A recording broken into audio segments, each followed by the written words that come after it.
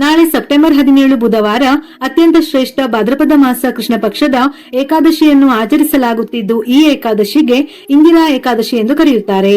ಭಾದ್ರಪದ ಮಾಸದಲ್ಲಿ ದೇವರು ದೇವತೆಗಳ ಆರಾಧನೆ ಮಾಡಿದರೆ ಬಹಳ ಶ್ರೇಷ್ಠ. ಅದರಲ್ಲೂ ಈಗ ಪಿತೃಪಕ್ಷ ಇರುವುದರಿಂದ ನಾಳೆ ಇಂದಿರಾ ಏಕಾದಶಿಯನ್ನು ಭಕ್ತಿ ಶ್ರದ್ಧೆಯಿಂದ ಆಚರಿಸಿ ಪೂಜಿಸಿದರೆ ಅನೇಕ ಶುಭ ಫಲಗಳು ಪ್ರಾಪ್ತವಾಗುತ್ತವೆ.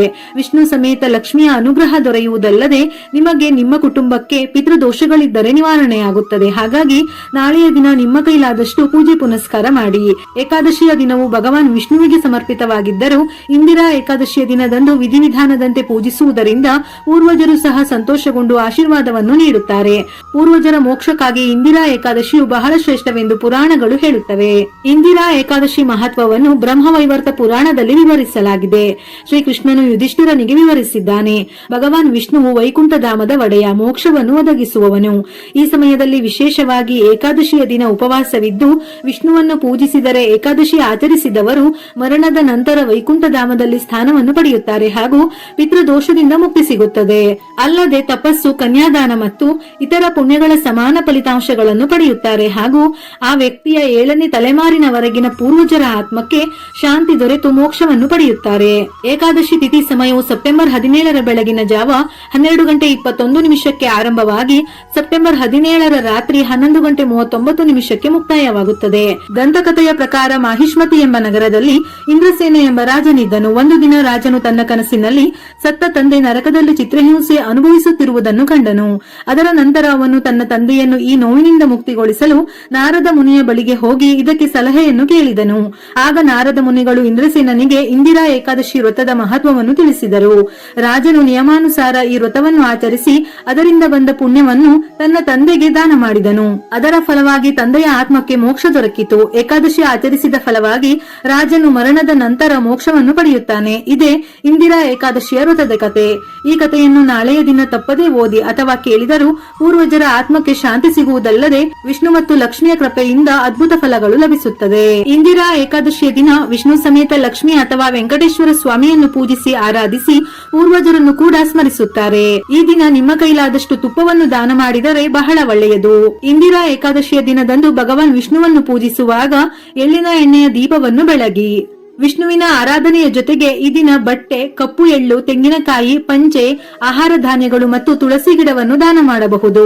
ಈ ಮಂಗಳಕರ ಕಾರ್ಯದಿಂದ ನಿಮ್ಮ ಮುಂದಿನ ಜೀವನ ಸುಖ ಸಮೃದ್ಧಿಯಿಂದ ಕೂಡಿರುತ್ತದೆ. ಈ ದಿನ ಪೂರ್ವಜರನ್ನು ನೆನೆದು ಬಾರ್ಲಿ ದಾನ ಮಾಡುವುದು ಮಂಗಳಕರವೆಂದು ಹೇಳುತ್ತಾರೆ. ಬಾರ್ಲಿಯನ್ನು ಅತ್ಯಂತ ಪವಿತ್ರ ಮತ್ತು ಪ್ರಮುಖವೆಂದು ಚಿನ್ನಕ್ಕೆ ಸಮಾನವೆಂದು ಹೋಲಿಸುತ್ತಾರೆ. ಹಾಗಾಗಿ ಬಾರ್ಲಿಯನ್ನು ದಾನ ಮಾಡಿದರೆ ಬಂಗಾರ ದಾನ ಮಾಡಿದಷ್ಟೇ ಫಲವು ಪ್ರಾಪ್ತಿಯಾಗುತ್ತದೆ. ನಾಳೆ ಮಧ್ಯಾಹ್ನ 12 ಗಂಟೆಯ ಸಮಯದಲ್ಲಿ ಪಿತೃಗಳಿಗೆ ಧೂಪವನ್ನು ಹಿಡಿದು ಅವರನ್ನು ಧ್ಯಾನಿಸಿ ಈ ದಿನ ಪೂರ್ವಿಕರಿಗಾಗಿ ಸಂಕ್ಷಿಪ್ತ ಗರುಡ ಪುರಾಣವನ್ನು ಪಠಿಸಬೇಕು. ಗರುಡ ಪುರಾಣವನ್ನು ಪಠಿಸುವುದರಿಂದ ಪೂರ್ವಜರಿಗೆ ಶಾಂತಿ ಸಿಗುತ್ತದೆ. ನಂತರ ಅನ್ನ, ಹಣ, ವಸ್ತ್ರಗಳನ್ನು ನಿರ್ಗತಿಕರಿಗೆ ದಾನ ಮಾಡಬೇಕು. ಇದರ ಫಲವಾಗಿ ವ್ಯಕ್ತಿಯು ಭೌತಿಕ ಸುಖವನ್ನು ಪಡೆಯುತ್ತಾನೆ. ಶಕ್ತಿಶಾಲಿ ಇಂದಿರಾ ಏಕಾದಶಿ ದಿನದಂದು ವಿಷ್ಣುವಿನ ದೇವಸ್ಥಾನಕ್ಕೆ ಹೋಗುವುದು ಬಹಳ ಉತ್ತಮ. ವಿಷ್ಣು ದೇವಸ್ಥಾನದಲ್ಲಿ ಧ್ವಜಸ್ತಂಭದ ಬಳಿ ತುಪ್ಪದ ದೀಪ ಹಚ್ಚಿ ಧ್ವಜಸ್ತಂಭಕ್ಕೆ ನಮಸ್ಕರಿಸಿದರೆ ನೀವು ಕೇಳಿದ ಕೋರಿಕೆಗಳೆಲ್ಲ ಖಂಡಿತ ನೆರವೇರುತ್ತದೆ. ಹಾಗೆಯೇ ವಿಷ್ಣು ಮೂರ್ತಿಗೆ ತುಳಸಿ ಹಾರವನ್ನು ಸಮರ್ಪಿಸಿದರೆ ನಿಮ್ಮ ಆರ್ಥಿಕ ಆದಾಯ ಹೆಚ್ಚಾಗುತ್ತದೆ. ನಿಮ್ಮ ಸಮಸ್ಯೆಗಳೆಲ್ಲ ಬೇಗನೆ ನಿವಾರಣೆ ಆಗುತ್ತದೆ. ನಾಳೆಯ ದಿನ ತಪ್ಪದೆ ನಿಮ್ಮ ಮನೆಯಲ್ಲಿ ಸಾಂಬ್ರಾಣಿ ಧೂಪ ಹಾಕಿ. ನಿಮ್ಮ ಮನೆಯಲ್ಲಿರುವ ದುಷ್ಟಶಕ್ತಿಗಳೆಲ್ಲ ಹೋಗಿ ದೈವಶಕ್ತಿಗಳು ಪ್ರವೇಶಿಸುತ್ತವೆ. ಹಾಗೆಯೇ ಈ ಏಕಾದಶಿ ದಿನದಂದು ಸಂಜೆಯ ಹೊತ್ತಿನಲ್ಲಿ ಮನೆಯ ಮುಂದೆ 2 ದೀಪಗಳನ್ನು ಹಚ್ಚಿ. ಇದರಿಂದ ನಿಮ್ಮ ಮನೆಯ ದಾರಿದ್ರ್ಯದ ಬಾಧೆಗಳೆಲ್ಲ ದೂರವಾಗಿ ಮನೆಗೆ ಒಳ್ಳೆಯ ದಿನಗಳು ಪ್ರಾರಂಭವಾಗುತ್ತವೆ. ಈ ಏಕಾದಶಿ ದಿನದಂದು ನಿಮ್ಮ ಪೂಜಾ ಕೋಣೆಯ ಗೋಡೆಗಳ ಮೇಲೆ ಅರಿಶಿನದಿಂದ ಸ್ವಸ್ತಿಕ್ ಚಿಹ್ನೆ ಹಾಕಿ ಕುಂಕುಮವಿಡಿ. ನಿಮ್ಮ ಕುಟುಂಬಕ್ಕೆ ಯಾವುದೇ ಆಪತ್ತುಗಳು ಬರದಂತೆ ವಿಷ್ಣುಮೂರ್ತಿಯ ಆಶೀರ್ವಾದ ಸದಾ ನಿಮ್ಮ ಮನೆಯ ಮೇಲಿರುತ್ತದೆ. ಈ ಏಕಾದಶಿ ದಿನದಂದು ತಪ್ಪದೆ ತುಳಸಿ ಗಿಡವನ್ನು ಪೂಜಿಸಬೇಕು.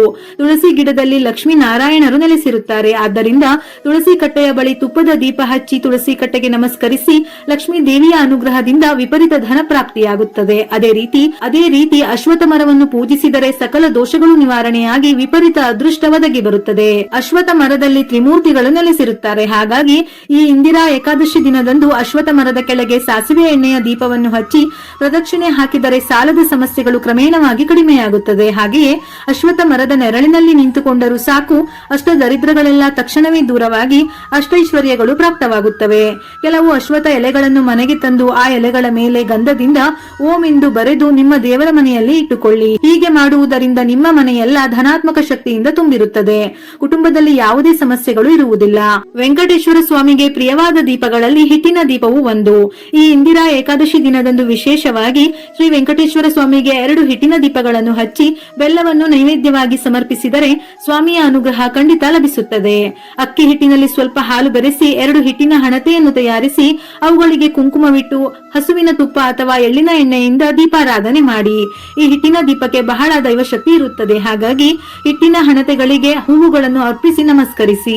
ಪ್ರತಿಯೊಬ್ಬರು ಗೋವಿಂದ ನಾಮಗಳನ್ನು ಪಠಿಸುತ್ತಾ ವೆಂಕಟೇಶ್ವರ ಸ್ವಾಮಿಯನ್ನು ಪೂಜಿಸಿ ಅಥವಾ ಓಂ ನಮೋ ಭಗವತೆ ವಾಸುದೇವಾಯ ಎಂಬ ಮಂತ್ರವನ್ನು 21 ಬಾರಿ ಜಪಿಸಿ. ಕೊನೆಯಲ್ಲಿ ಸ್ವಾಮಿಗೆ ಪಚ್ಚಕರ್ಪೂರದಿಂದ ಆರತಿ ಸಮರ್ಪಿಸಿ 5 ಪ್ರದಕ್ಷಿಣೆಗಳನ್ನು ಹಾಕಿ ನಮಸ್ಕರಿಸಿ ಓಂ ನಮೋ ನಾರಾಯಣಾಯ ಎಂಬ ಮಂತ್ರವನ್ನು 11 ಬಾರಿ ಪಠಿಸಿ. ನಿಮ್ಮ ಮನೆಯ ಆರ್ಥಿಕ ಸಮಸ್ಯೆಗಳೆಲ್ಲ ದೂರವಾಗಿ ಸಂಪತ್ತು ವೃದ್ಧಿಯಾಗುತ್ತದೆ. ಈ ಏಕಾದಶಿ ದಿನದಂದು 1 ನಿಂಬೆಹಣ್ಣು ತೆಗೆದುಕೊಂಡು ಅದಕ್ಕೆ ಅರಿಶಿನ ಕುಂಕುಮ ಹಚ್ಚಿ ನಿಮ್ಮ ದೇವರ ಮನೆಯಲ್ಲಿರುವ ವೆಂಕಟೇಶ್ವರ ಸ್ವಾಮಿ ಅಥವಾ ವಿಷ್ಣುವಿನ ಫೋಟೋ ಮುಂದೆ ಆ ನಿಂಬೆಹಣ್ಣನ್ನು ಇಟ್ಟು ಅದರ ಮೇಲೆ ಅಕ್ಷತೆ ಹಾಕಿ ನಮಸ್ಕರಿಸಿ ನಂತರ ಈ ನಿಂಬೆಹಣ್ಣನ್ನು 1 ಬಟ್ಟೆಯಲ್ಲಿ ಗಂಟು ಕಟ್ಟಿ ನಿಮ್ಮ ಮನೆಯ ದ್ವಾರಕ್ಕೆ ನೇತು ಹಾಕಿ. ಇದರಿಂದ ನಿಮ್ಮ ಮನೆಯ ಮೇಲಿರುವ ನರದೃಷ್ಟಿ ದೋಷಗಳೆಲ್ಲ ದೂರವಾಗಿ ನಿಮ್ಮ ಮನೆಗೆ ಧನಲಕ್ಷ್ಮಿ ಕಾಲಿಡುತ್ತಾಳೆ. ಲಕ್ಷ್ಮಿ ಕಟಾಕ್ಷ ಲಭಿಸುತ್ತದೆ. ಈ ಇಂದಿರಾ ಏಕಾದಶಿ ಸಂದರ್ಭದಲ್ಲಿ ನಿಮ್ಮ ಪೂರ್ವಿಕರ ಹೆಸರಿನಲ್ಲಿ ತಪ್ಪದೆ ದಾನ ಧರ್ಮಗಳನ್ನು ಮಾಡಿ ಬಡವರಿಗೆ ಆಹಾರ ಮತ್ತು ವಸ್ತ್ರಗಳನ್ನು ದಾನ ಮಾಡುವುದರಿಂದ ನಿಮ್ಮ ಕುಟುಂಬಕ್ಕೆ ಬಹಳ ಒಳ್ಳೆಯದಾಗುತ್ತದೆ. ವಿಡಿಯೋ ಇಷ್ಟ ಆಗಿದ್ದಲ್ಲಿ ಮರೆಯದೆ ಲೈಕ್ ಕೊಟ್ಟು ನಿಮ್ಮವರಿಗೆ ಶೇರ್ ಮಾಡಿ. ಇದೇ ರೀತಿಯ ಮನಮುಟ್ಟುವ ಉಪಯುಕ್ತ ಮಾಹಿತಿಗಳಿಗಾಗಿ ಮತ್ತೆ ಭೇಟಿಯಾಗೋಣ.